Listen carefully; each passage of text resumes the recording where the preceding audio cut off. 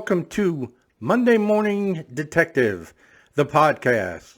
I'm your host, Gino Scala, and today we're just going to do a little bit of housekeeping regarding the podcast.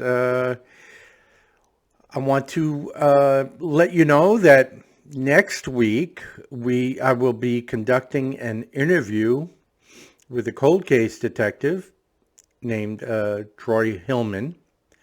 And we will largely be discussing the zombie killer case. And it's an extremely interesting cold case that it's believed that he has since solved after 30 years. And it took place in Phoenix, Arizona. So that probably will be a 3 or 4 part podcast. So you might want to look for that in the upcoming weeks. Again, a very extremely interesting case. And this is a unique cold case unit headed by Sergeant Hillman. I believe he's retired now. And, we'll be getting a lot of background and information that has yet been released. So the trial is beginning shortly. So it would behoove you to learn as much about the case if you're going to follow the trial. And you can't get any closer to it than the person who solved that case. So we're very excited about that upcoming podcast interview. There was a recent article with an interview of Keith Morrison, the TV true crime interviewer on Dateline. He's been doing true crime for 30 years, and it's something that he somewhat accidentally fell into. He started liking it, but he's always had issues with the ethics involved in publicizing or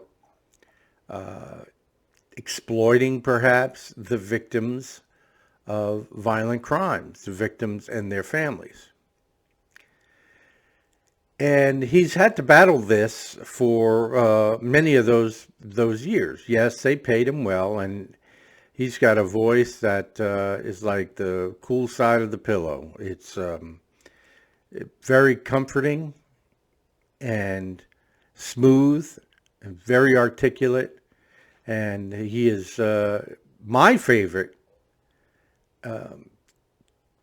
news person, TV interviewer, however you want to label him. He is by far my favorite and has been for many years. A lot of people don't know he is the stepfather to Matthew Perry. There's a true Hollywood connection there. But anyway, Keith Morrison, a very interesting fellow who again, was battling personal ethics when it came down to the victims of violent crime and interviewing family members. It's very difficult to obviously go to let's say, the family of, one of the Idaho murder victims or something of that nature, or one of the other true crimes that we're familiar with, and ask to sit down with them and tell them about their child. Many, many people would have difficulty in doing that, both as an interviewer and as the interviewee, the family member. It's not an easy thing to do. But once he was at a crossroads in his profession regarding continuing on this road of true crime, he talks about having an interview with the mother of a slain victim. And she had kept herself in the home for many months and years after the murder of her child.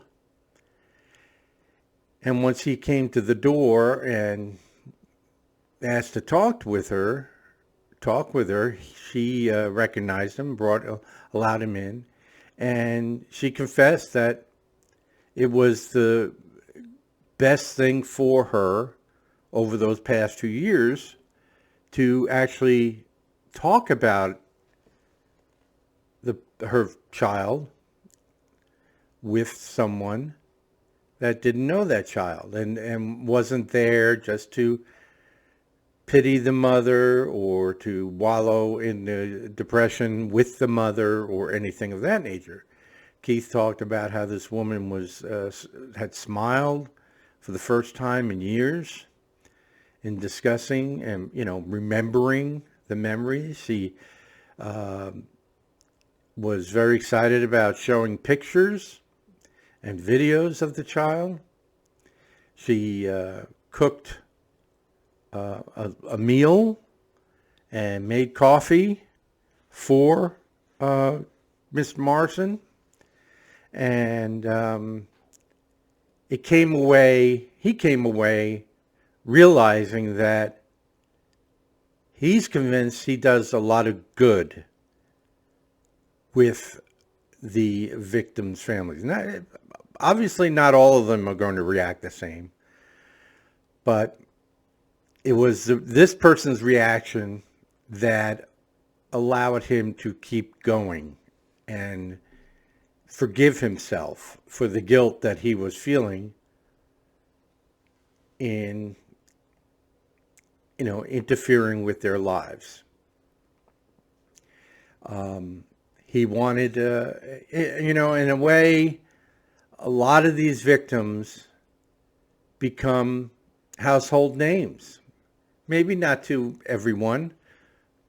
True crime fans, which he actually hates that phrase because it sounds like we're entertained by violent events, and that's not the case.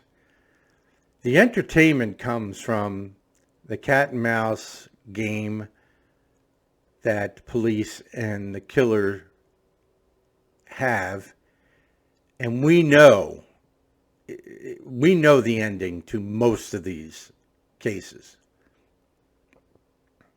They are on TV because they are interesting, unique, and in most cases, 99% of the cases that we see on TV, they've been solved. So it constantly reinforces in us that it may take a year, may take 5 years, could take 30 or 40 years. But eventually they're going to get caught and they're going to